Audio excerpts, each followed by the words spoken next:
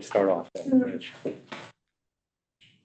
All right, so first order of business will just be the approval of the May minutes. Do we have any comments, notes, additions, subtractions, anything? Not hearing any, so we'll approve the May minutes and we'll do we need to do roll call attendance. We have members on Zoom. So present in the building, Richard Smith here. Here. Oh. Jessica Cannon here. Andrea Bennett here. Phyllis Goodson here. All right, awesome. All right, so item number 1 will just be some updates from David. I appreciate in regard to our attempt to redo our committee meeting time and dates. I appreciate everybody's patience, timeliness, and trying to list in all of your availabilities, but we just weren't able to come to a consensus in regard to a new date. So with that, I my choice was just to keep it here at the original date and time. Certainly open to discuss that topic further or see if there's any other conversation on that matter. Rich, and I know we had our briefing about it last week. But yeah, if everybody's fine with that, the issue was that everybody wasn't able to make this. Oh, here comes Sean as well. Great.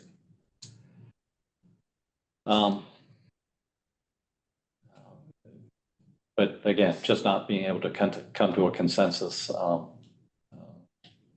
view was just to keep it here at its original date and time. Hey, Sean, thanks for joining.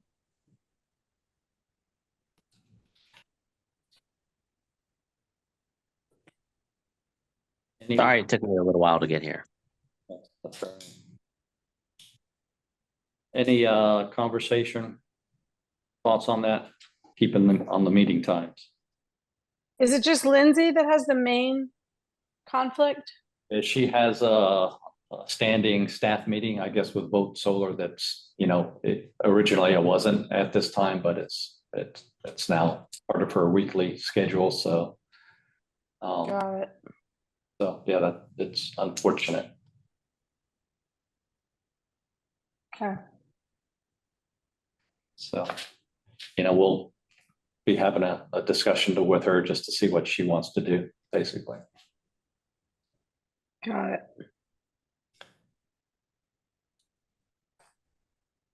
Okay, moving on then.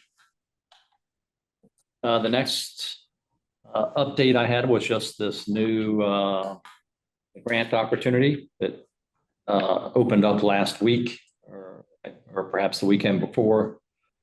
Just this new federal grant program through USDOT that's be open to a variety of entities, but local governments are certainly one of them. It's just and this is actually round 2 of this grant opportunity. So it's just for charging and fueling infrastructure, and it's not strictly for EVs, but that's certainly something that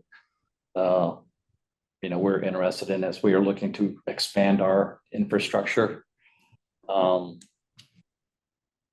These again are mostly publicly available, but they can be in I think they could fit into some of our again parking garages, as well as other city-owned properties that we were wanting to look into respond to this grant opportunity. So the one issue is it seems like they always have a pretty tight time frame for submitting applications. This one is due by August 28th, which is a pretty tight turnaround for us to get approval through the city council, as well as it's not a 100% grant. So there's a 20% match for any funding that you're asking for. And it's open to, pretty large sum of funding if we would want to pursue it. It's anywhere up to $15 million per project. So So what, can you tell, I mean, I know, I clicked on the link earlier and I get it's for vehicle charging infrastructure, but if we were to apply for the grant, where do we think, or what would be the thoughts of where we would use it? Do we have projects already shovel ready or plans? Well, we have to develop all that. yeah, somewhat to be determined. Again, certainly open to, and there's two programs within the grant, kind of a community charging one, which I think they're looking for projects going into disadvantaged communities as well. So, that could certainly be some locations within our city parks that are located within those communities.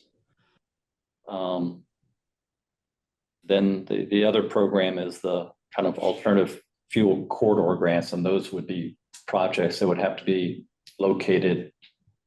I think they've expanded the distance now, but it used to just be like a mile from some of their alternative fuel corridors, which is they select highways in the area. So I know Highway 17 and Highway 40 are some of the highways in this area, but they've, I think, expanded that out to like five miles away from one of the what they call AFCs, alternative fuel corridors. So there's a couple different programs, and you can apply for both parts of it. It doesn't have to be one or the other. So yeah, there's a lot of opportunity, but PJ, no, there haven't been any specific sites identified yet. But I think,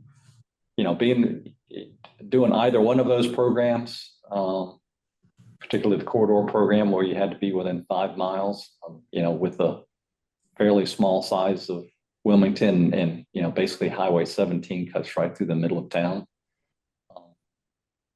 You could really apply for any of the programs. So I think quite a few of our city-owned facilities would be within, could fall within one or the other of those programs.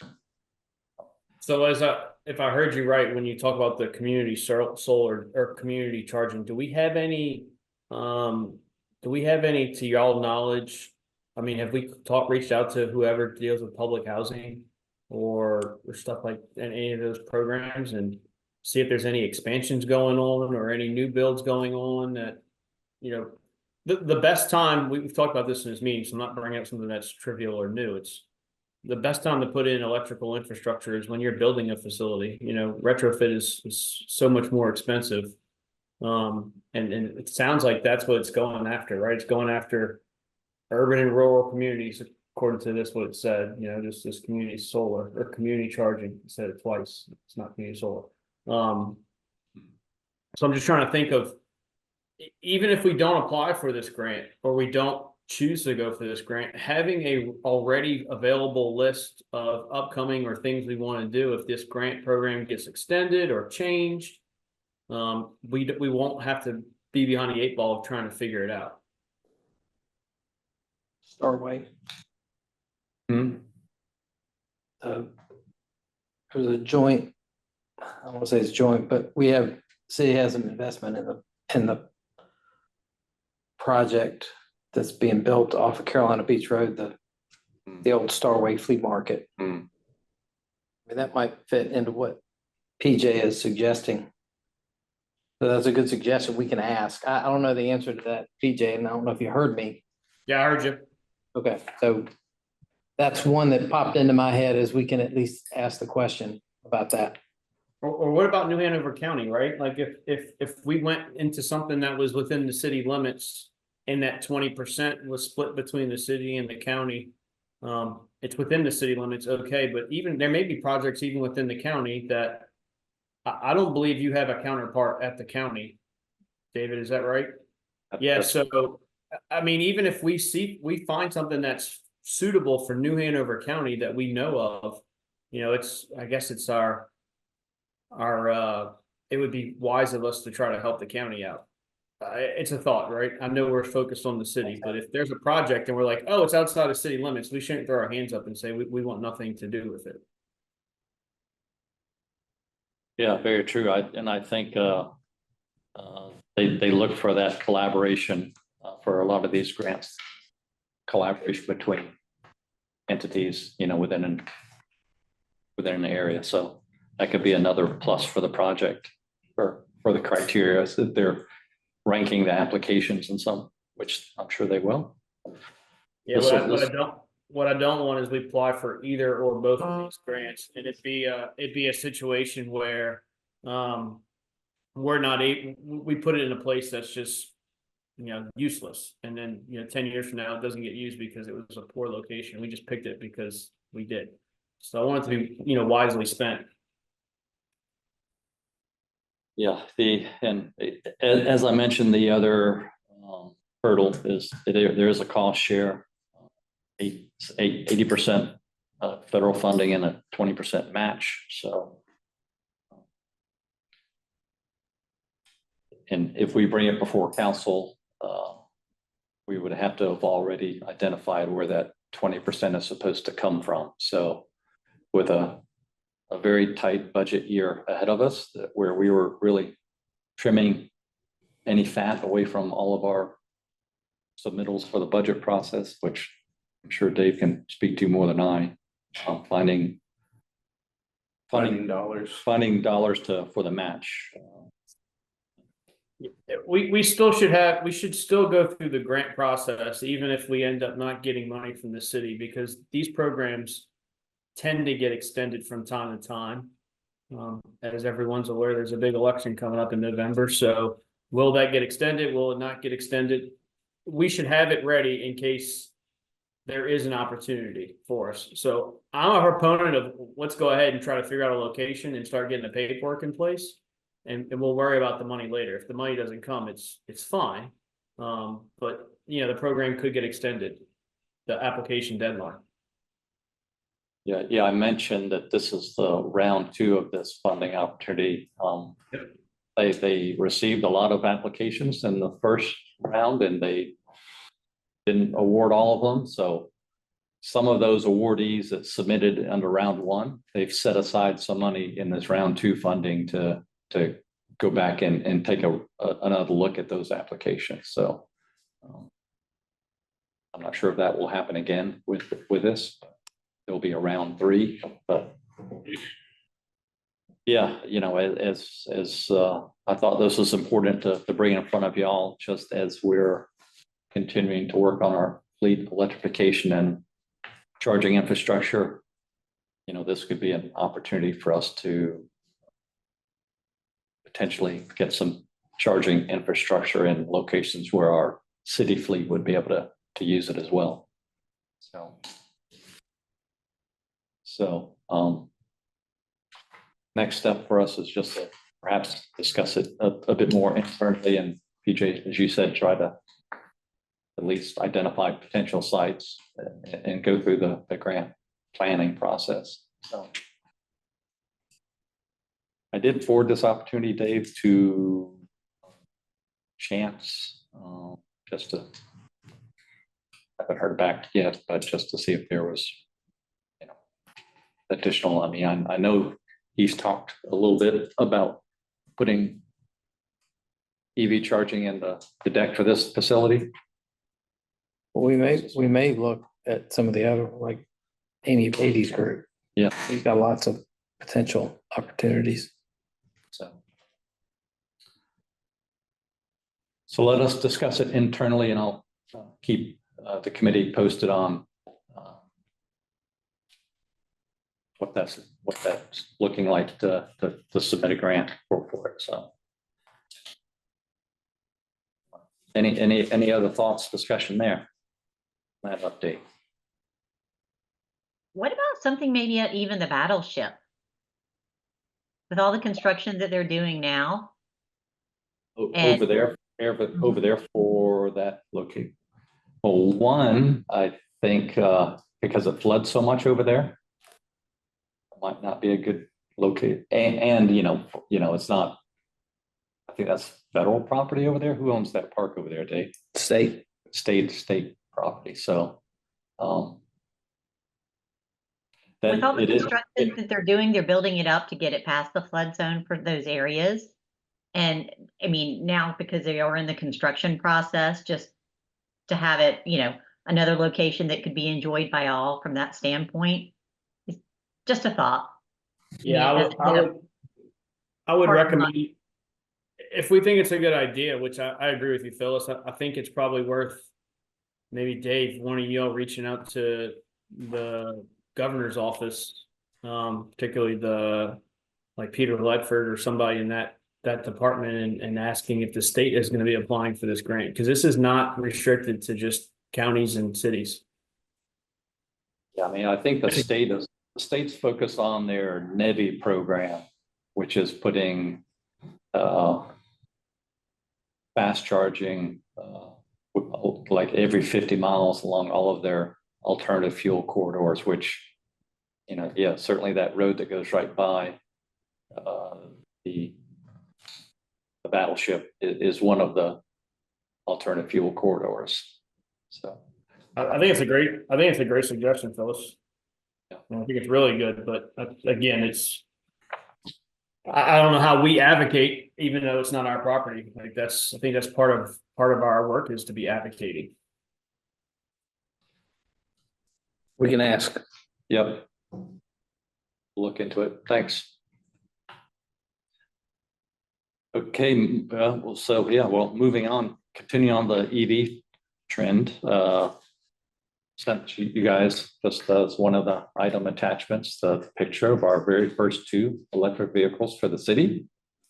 So we're super pleased to get 2 Nissan Leafs into our fleet of vehicles. So they're currently at our operations center. They're currently getting tagged and licensed and all that through our fleet manager, as well as we're looking into where we're going to install the charging systems for them. So again, working with our fleet manager, and we know where the chargers are going to be. We're just figuring out which ones we want to put in and what's needed to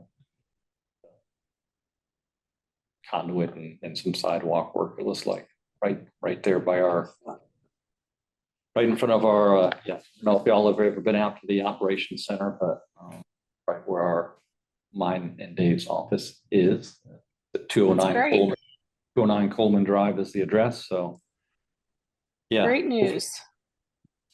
It has begun. the ice has been cracked. So we're looking forward to, not only us using it, but perhaps, giving some rides, letting other city staff perhaps drive them just to see what it's like. So we'll certainly be driving down to our meetings here in the EVs as soon as we can. So Good news. Dave wants to get the committee to weigh in on the controversy that we have, whether it's. No, I wasn't gonna do that. I was gonna, Well, we should get a committee weigh in on. okay, we go ahead. Is it Nissan Leafs or is it Nissan Leaves? Where this is a controversy that has been going on for quite some time. So Be very careful now, because where you answer will fall on one side of the table or the other. So I'm a math and science guy, so I abstain. that's very diplomatic of you, PJ.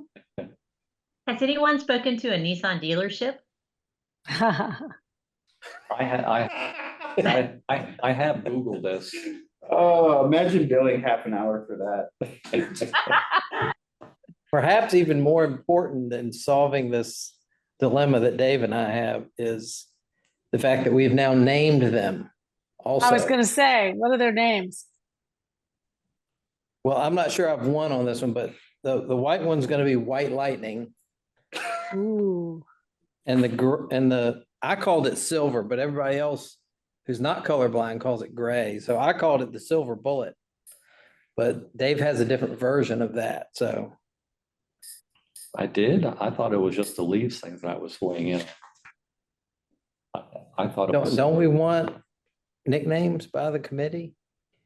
I'm sorry. I'm just kidding. Do we have any, I mean, I know it says like City of Wilmington on it, but do we have any other information or something on there? Like, it'd be cool to have like a QR code. I don't know if anybody will ever walk up and scan a QR code and get a link to our committee, but like some kind of information that says that this is part of our objective moving forward to reduce our carbon emissions as a city. Like, I don't know what we would say, but I'm just thinking like, we got to publicize what we can. We only got 2 today, but maybe in 5 years we'll have, 250 of them.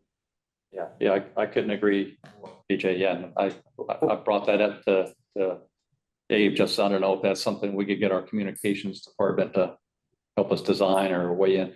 I'm sure they'd want to have a word or approve anything that we put on city vehicles. So, but there's some great examples of what some other municipalities have done just to highlight that it's, part of a bigger plan. Yeah, Yeah, a little quote. I'm part of the I'm part of the EV, programs. Find out more about me. I think if you're gonna name them, you should name them a leaf. Like an azalea, one should be azalea, and one should be hydrangea Oleander. or Oleander. Live oleander.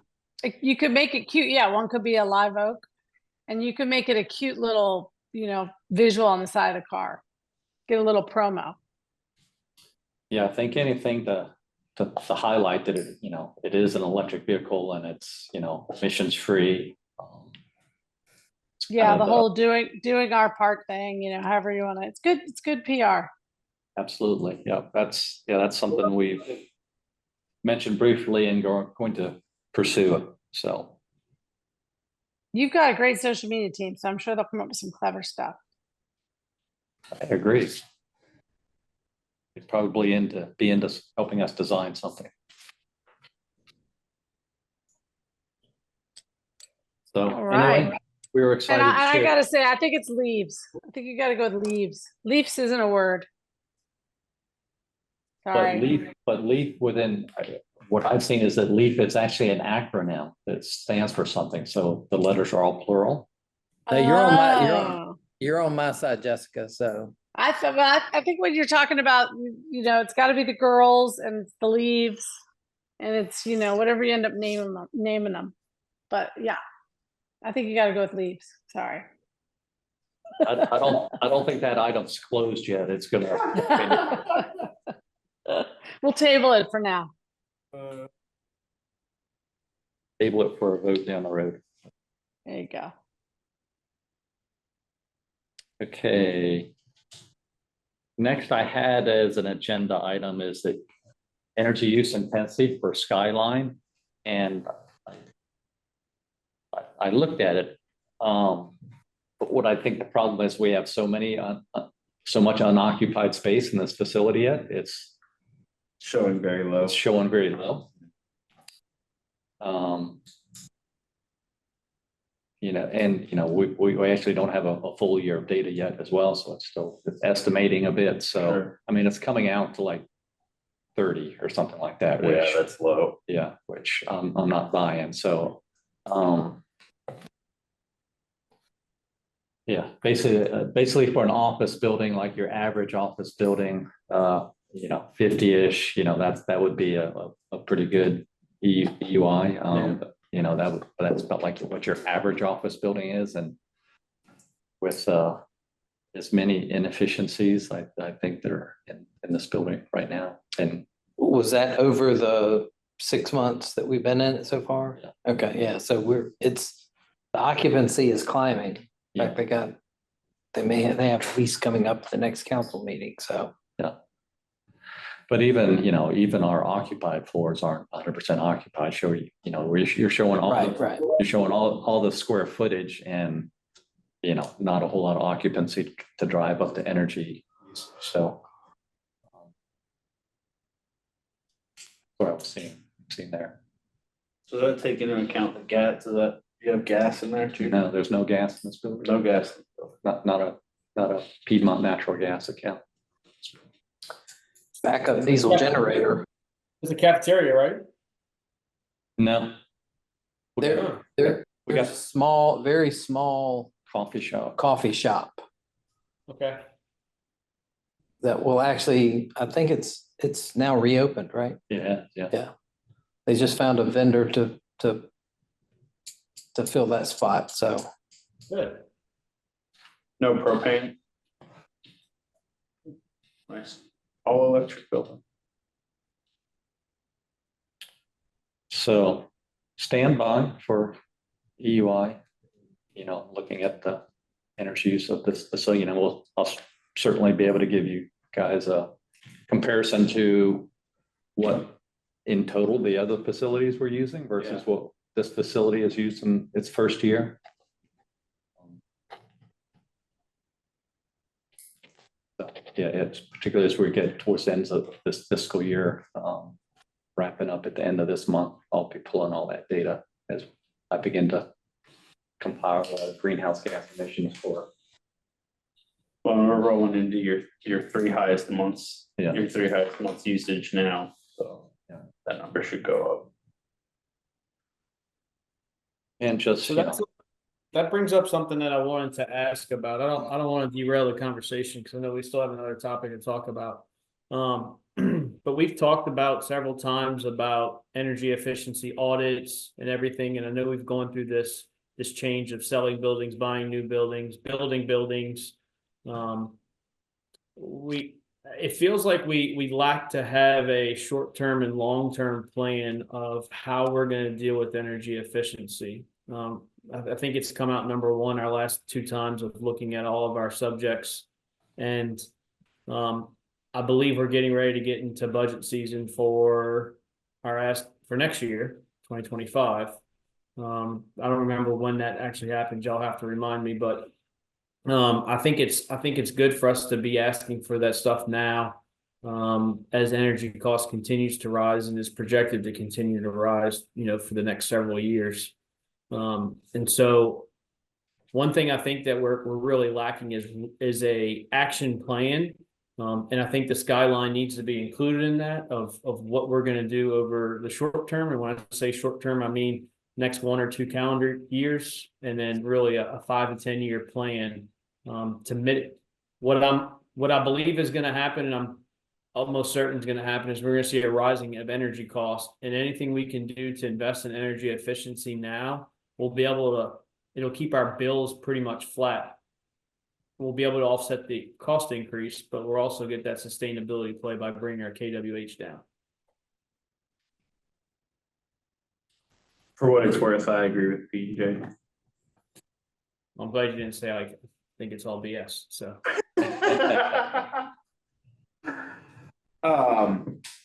so I know in our planning session last week, Dave had indicated that the staff here at Skyline is already considering doing an energy assessment.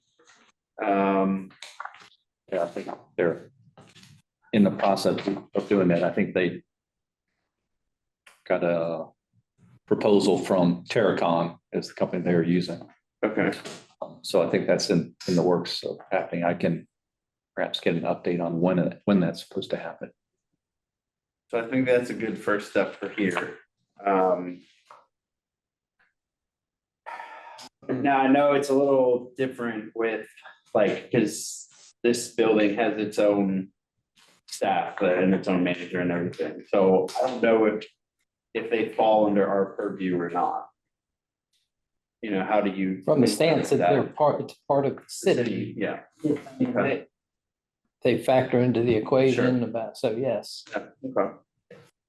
So I don't want to speak for PJ. My recommendation would be once they get that energy assessment, we would be providing copies of that. Provide feedback or just so we can see what their recommendations are or whatever. But I think PJ has a good point about the other city facilities, that there should be a game plan or, you know, an action plan, and particularly because some of this stuff, nothing is easy from a city budgeting perspective, but some of this stuff can be comparatively an easy ask, where it's like, if you have an ROI of less than a year, you know, it's a pretty, at least in my mind, it's a pretty easy ask to say, city council, hey, we need $50,000, and by this time next year, you will have saved that $50,000, you know, and there are things that will do that. So it's, you know, in my mind that, and then, you know, we'll continue to save $50,000 every single year. So next year you'll have an extra $50,000. So I think it's. Well, I mean, you got to also account for energy rises, but yes, energy costs. Correct. I mean, obviously, you factor that in the ROI calculation, but, you know, in general, just 30,000 broad view of it. So yeah, I would agree that there should be action plans as far as whether it's individual buildings or whether you create a centralized list of like, these are the asks and these are the expected paybacks. You know, these are gonna fall into next year's budget cycle, and these are gonna fall into our 5-year plan, and then our 10-year plan and whatnot. You know, our approach over the last few years has been, you know, identifying our highest EUI facilities and attacking those as far as energy efficiency efforts. So I know we've talked about police HQ in previous meetings. That's always sits at the top of our list. We still have a money that we're looking to spend, and we Aaron Kramer, our facilities manager, has some RFP sitting on our purchasing desk right now, awaiting for approval so he can put it out and get bids on it. So that's still funding. It's my funding from this last year that I said, hey, Aaron, take this money, spend it, yeah, identify what needs to be done at police HQ, and let's get that building running more efficiently. So that process is still in the works. So I mean, PJ, I know you said, you know, have a written down plan as far as, you know, what we want to do as far as energy efficiency efforts. But yeah, you know, going after those facilities that rank high on that EUI list has generally been the approach we've been taking in the last few years. So, you know, we can certainly define that a bit more in writing. I have 2 pieces of feedback there. The first is, I think one thing I would like to see is, it seems like to this point, correct me if I'm wrong, but for the most part, every year you get a energy efficiency budget and you're like, okay, I have this many dollars to spend. And then you identify lighting retrofits or whatever projects you might want to do. In my mind, if we want to meet the goals, well, you know, Duke's going to get us to the goals, but if we want to set the example for City of Wilmington being a clean energy city, there should start being more asks for proactively saying, instead of this is how much money I get, say, we want this much dollars for this specific project, which will yield you this amount of ROI and savings. And that way, if you put the dollars behind the savings, I think it incentivizes the city council to be more likely to actually give you those extra dollars. Because it gives them that shield of being able to say, well, yes, we are expending this much money on X, Y, and Z, but we will be getting those returns on those, you know, within 3 years, 2 years, whatever it might be. My other thought is, just putting it bluntly, I don't know that I would allow or recommend having the facility manager decide where the allocated money for energy efficiency goes, because in my experience, the facility managers are gonna put that money into what makes their facility run the smoothest for them, not necessarily the most cost efficiently.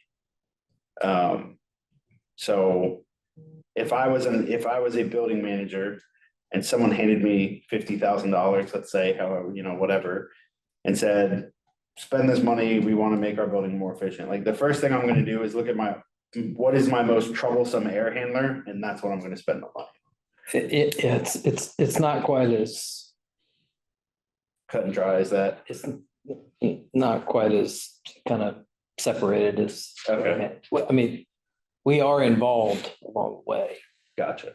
He manages the work once it's procured and helps actually get it through the procurement process. But in terms of deciding what to do, Yeah. we're lockstep Okay. all along the way. Got it. Okay. Nice.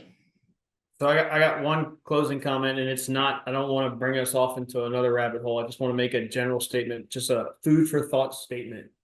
The cost increase we're going to see over the next 8 to 10 years of the implementation of the carbon plan for us to get to these goals is going to be higher than we expect, or is going to be high, right? There's a value, there's some cost that's there. And so the reason I bring up energy efficiency today is we need to have those plans in place, because if we go to the city and say, hey, we hit our carbon goals, but by the way, and this is just I'm just pulling out a thin air number, our energy cost is now double, they're not gonna be happy about it. So we need to be going after it today to reduce our energy consumption, because energy costs are going up, right? It's not hidden. Everyone's talking about it. Energy costs are going to go up. But just saying, hey, we hit our goals, and by the way, energy costs is now double. I don't think city council will be happy. So I think we need to do our due diligence. That's it. I don't want to belabor the point, but I think it's something important that we need to be thinking about. Well, and to that point for Dave and David, I mean, we can provide you info if you want, like those we're already seeing that increase in costs, right? Like Duke is keeping the official rate artificially low by rolling these into riders rather than an actual rate increase. But if you look at your blended rate, utility rate, I mean, it's gone up significantly already. I mean, some of my clients have already seen like close to 30% increase over the last few years. So, I mean, there's the data to back that up to show city council that, we are already seeing that increase. This is not the tree hugging hippies, predicting the doomsday here. It's like, it's happening, and so to PJ's point, get ahead of it before it becomes a deficit for you. Okay. And it takes time, right? So now is the time for us to strike and put our plans together. I wonder if you have some kind of standardized method or formal process for identifying where you're going to allocate your budget, your energy efficiency budget dollars. I don't know if that's worth it or not. I don't know, but it's a thought that it could, whether it's like, hey, we're going to look at what's going to give us the fastest payback. We're going to look at what's going to maximize the bang for the buck, what's going to reduce the most EUI. I don't know if it's worth doing that, but it's just a thought that it may make it easier to have a game plan rather than being like, okay, I got my budget for this year, it's this much. We know police headquarters is the heaviest user. Let's start talking about what maybe we want to do there this year. Whereas if it's kind of standardized, I don't know. It's just food for thought. I think it'd be helpful. Good points. Thanks.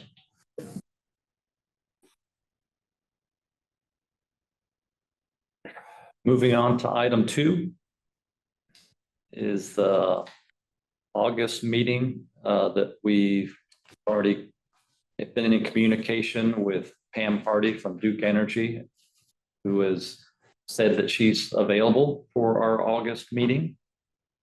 By the way, we do owe her the established time and date. Yeah. Get back to her on that. So, but she said she was available in that time frame. So what we wanted to do today was just review the draft agenda or possible agenda and talking points. And just discuss some of the outcomes that we would want to see come from meeting with Duke Energy and having them, one of their representatives or more. I'm not sure if she would bring anybody else, but having a Duke representative here for us to talk about not only our own clean energy goals, but while we do know what Duke proposes, kind of through their carbon plan, I think it'd be valuable just to have her here in person to meet this committee as well as a little bit more detail about what we're trying to achieve. So, Do we have a Duke Energy account rep? Like, is there someone specifically assigned to us? And she does a lot of community, but I'm talking about an account executive. we do. I don't know if you know him, Wilson Hudspeth. Okay. Yeah, I know Wilson. Yeah, he's our local rep for if there's any kind of a problem or new account we're trying to establish or whatever. He's my kind of day-to-day go-to person. Okay, yeah, I think it would be good to have Wilson there. I think it would be good for Wilson and Pam to give us kind of an overview of the carbon plan. They will just be finishing the carbon plan IRP hearings. They're supposed to end in July. I don't remember the exact date, but I do recall that if they didn't finish by I think August 2nd, that it'll be postponed for 4 weeks and they'll have to come back the Tuesday after Labor Day to finish. But I don't know if that's official yet. Obviously, they got to see how far the hearings go. So it'd be nice to hear about that, post that. Personally, I'm supposed to be on an international trip that week, so I probably will not be available, but don't let that hold anybody up. But I do think getting an understanding of the carbon plan, I think August would be great, but it would be really good for us to get some insight from Duke Energy as a committee post order from the Utilities Commission. And after they have a chance to do their response to the orders, but that's probably not going to be until the latter half of the year, sometime in the late fall. So they may come and we could ask them questions. They're going to say, we can't tell you because we don't have orders yet from the Utilities Commission. Right. Yeah, if they're just finishing them up end of July, August, yeah, who knows how long it will take to get any kind of ruling feedback from the Utilities Commission. I'm sure that might take a bit. But having Pam come in general and Wilson and asking them about, hey, the city of Wilmington is obviously, we're very serious about this. We have a policy and we want to do energy efficiency. What opportunities do you have to help us with these energy efficiency? What kind of grant programs do you have? I know they did like a school bus grant somewhere else in the state where they're using school buses to discharge on weekends and holidays if they have some kind of peak. So asking them of opportunities, how can you work with cities? It'd be interesting to see if they're doing anything special with either places like Chapel Hill or Asheville, who seem to be, very progressive on these kind of types of goals. It's always about opportunities. Hey, we're a small city. We are a city. We're, number 6 or 5, 6, 7, whatever it is in the state. And what can you do to help us progress towards our goals? And they have grants, they have money through the foundation or through the company, and just got to ask those questions. I don't know, Rich, have you had any interactions with Duke on something similar to this? I have not. I've only been really on just the customer side. Yeah, same. I've worked with Wilson before, but again, more as like a client than anything else. But I would be interested to, in my mind, but like we were talking in our planning session, in my mind, I hope this is more of a discussion with Duke about what questions we have and what we're interested in versus kind of like their boilerplate spiel that I'm sure we could watch on Zoom or at any of the number of presentations that they've given over the last year and a half. So my hope was that we have the committee members will bring their, their items of interest and their questions forward so that we can make it as interactive as a discussion as possible. How do we have a closed door session that's not recorded that they're willing to share openly without potential for recourse? Because that's a concern of mine that they can't be as candid because of the laws of public information. That's a good point, Dave. I mean, I mean, we can sign NDAs, right? We can sign NDAs and I don't know how that happens, but we need to make sure that they may not be able to give us any open dialogue because they choose not to. It's not the party line. I don't necessarily think we've disclosed to her that this meeting is typically recorded and publicly, open to the public, basically. I don't know if there's an opportunity for us to do a closed door session since they're coming in or what. I can ask, but my impression is that if we have a quorum of our committee, it's going to be a public meeting. I don't know if committees are subject to closed session type arrangements or not. That's a question I'll have to ask the clerk. My uneducated thought is the rules that this committee has followed very closely match the ones that I've seen the Board of Education use. And in those cases, they are able to enter a closed session. So if they play by the same, it's like Rob rules or Brett. Yeah, and we generally follow that. The difference is that's a board of elected officials and we're Sure. just a board of appointed Mhm. citizens to an Sure. advisory Yeah, committee. sure. So I think it's a simple way to figure out the answer to the Yeah, we'll question. just That ask the clerk. I'll just talk to the clerk. We'll see what. Sounds good.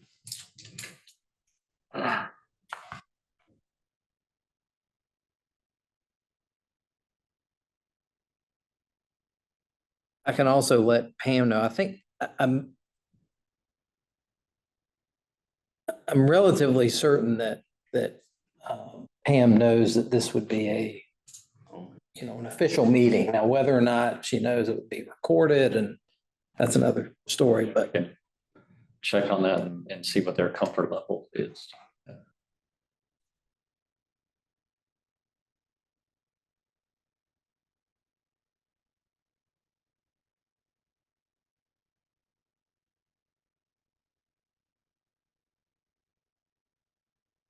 we also put together these talking points, straight out of the original ad hoc task force reports where it kind of overlapped with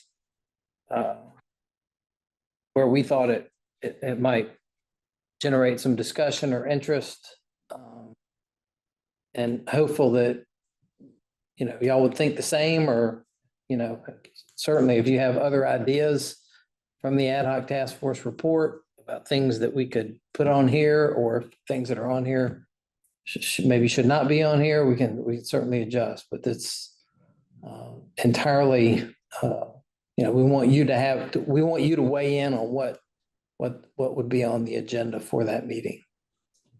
I don't think there's any need to talk about we can talk about the desire to get additional EVs, but talking about our carbon emissions reduction of cars, like I don't believe Duke can help us with getting a fleet of them, but they may have opportunities to they may have grants as it relates to vehicles. So I don't say we don't leave it off the table, but I don't think it's our major talking point, but it should be something we at least talk with her. Like, hey, we want to tell you we have these two goals, right?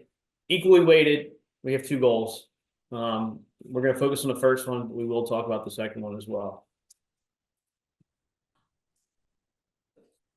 They may have some thoughts on help with the infrastructure side of it, though. As far as charging infrastructure, whether that's any kind of a programs or incentives that they can offer. I mean, currently I know they offer the EV charger prep credit for any infrastructure you're putting in. I don't know if there's anything additional there. But I know they're working with City of Charlotte on doing some street side EV chargers, or what they're the ones that like kind of tie in directly to some of their street lighting. So that could be a area we could explore a little bit as well, particularly for publicly available charging that's somehow tied into their existing infrastructure already. So I'd be interested to hear about that. I know for me, my primary interest is in the offshore wind projects and, what their feelings are on them and what we can do to help support that project going forward, is my main question for her.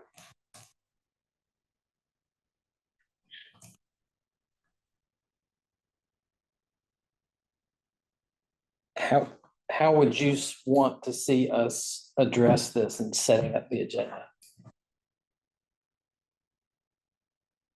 I mean, that's really what we're trying to generate here is Sure.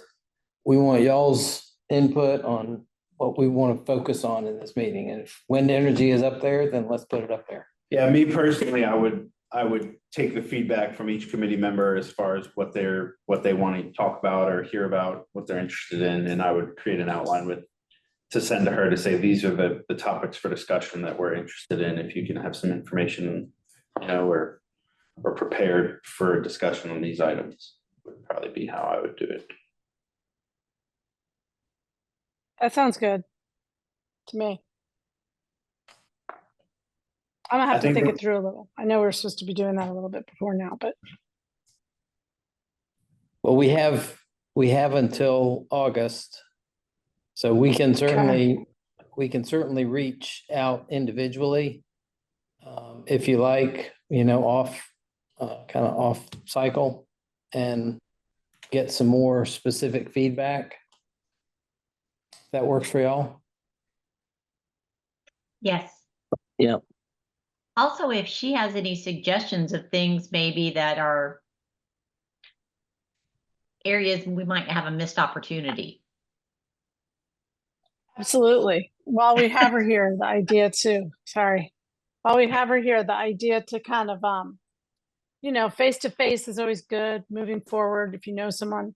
So that's part of my goal is just to know her. And then, things we haven't thought of, this is sort of our game plan. Are you seeing more innovative and what successes are you seeing out there from people being creative? You know what I mean? Sort of pick her brain kind of a thing. Yeah, or what other cities are doing, and also how we can help reach these goals, or how they can help us, how we can help them either educate the public on other clean energy topics.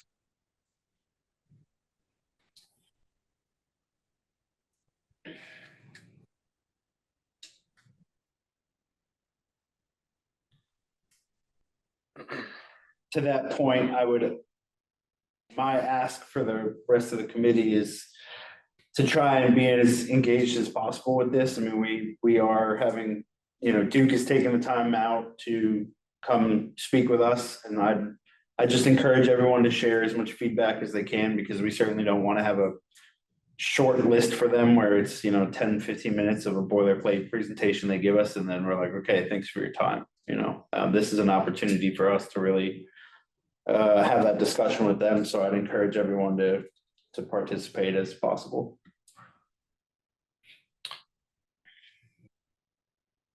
Yeah, I know other cities have taken advantage of Duke's Green Source Advantage program. I think it's still, which is where they have, basically a utility scale solar project that you go into an agreement with a developer of your own choosing. And, you know, Duke is part of that process, but it's a way to, you know, get some bulk renewable energy directly to use for the city. You know, I know City of Charlotte has got a program where I forget how many megawatts, but it's significant chunk of their overall energy usage. So I think it's, you know, certainly part of the carbon plan going forward and some of their offerings, but I think the fine details are still being ironed out, how that program is going to look like in the future. I don't know if you've seen any other North Carolina entities using that, but yeah, it would be good. I think that'll certainly be one of my questions, is if she has any details or insight into how that Green Source Advantage program is going to continue to work. You know, gosh, if that would be something that the city was interested in, it would, besides, you know, the contributions Duke is made to the grid, just in general. I mean, we could surpass some of the goals that we've set for ourselves. Not that we've set, but the city has set for clean energy for municipal operations. So.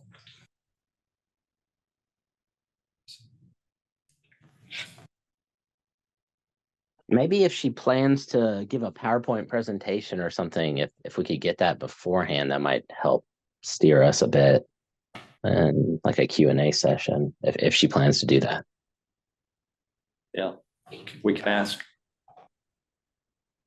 I had during our planning session, I had told Dave and David that I wanted to try and limit the amount of presentation from them to maybe like 10 to 15 minutes, so that we would have time for our questions and discussion. Let me get feedback from the rest of you on if you would agree with that, or if we should just, you know, invite her to give a spiel.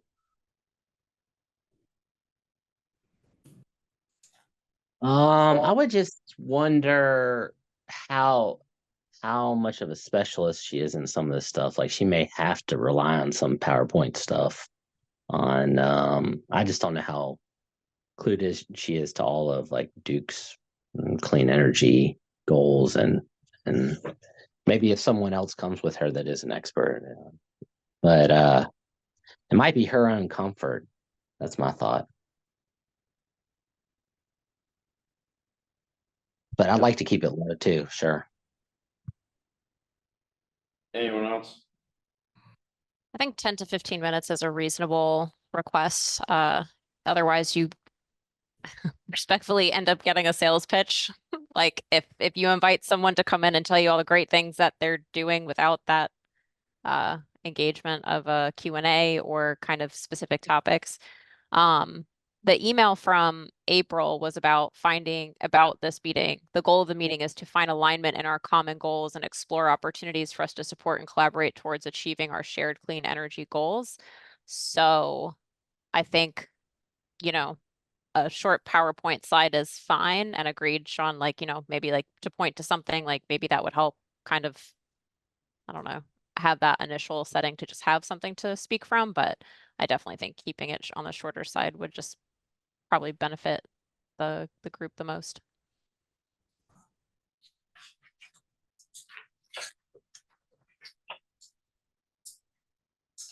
I agree, and I think also kind of the focus on collaboration being key. My limited experience with her, she's a very good communicator. She came from a communications background, and she tends to be pretty in-depth on most of the subjects, especially if we kind of give them to her in advance.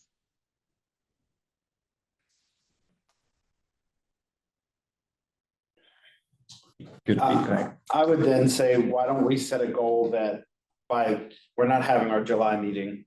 By our July meeting date, you guys have reached out to everyone and solicited feedback for topics for her, so that by our July meeting date, you can send her that outline agenda of our areas of interest and what we'd like to discuss. And that'll give her time to, you know, brush up on anything that she needs to. Yep, sounds good. Okay. We can do that. Yep. And That's yeah, perfect. Plus Lindsay's not here, and I know Lindsay's probably gonna have some detailed items she wants to, you subject matter expert people are gonna probably weigh in a little bit more than those of us who are less subject matter, but still. I think that'll be perfect. agreed. Good feedback, y'all. Appreciate it.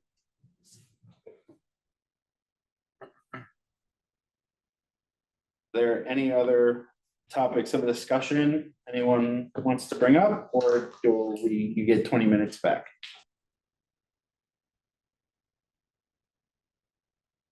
The silence speaks volumes. I think we'll go ahead and adjourn the meeting unless anyone has anything else.